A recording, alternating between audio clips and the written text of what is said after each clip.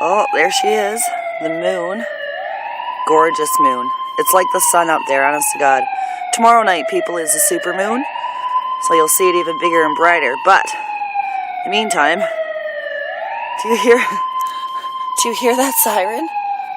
That goes off for 10 hours of the 12 hours that me and Rose work every night. Every night, that siren. Accompanied, of course, by intermittent blasts of the air horn. Keeping us sane, right? It's gonna kill. I don't know how much more I can take. I just don't know. But, of course, I'm way tougher than the siren. It's actually not too bad right now. We're sitting in the shack with our earplugs in, usually. But, yeah. The joys of working during test time. Love it. Love it. But, on a consolation note, I'm getting paid to be here. I can listen to the siren. Anyways, thought I'd check in. Let y'all see what's going on up here. And there she is. The Peregrine moon. Oh, the siren stopped. Okay, that's our 2-minute break.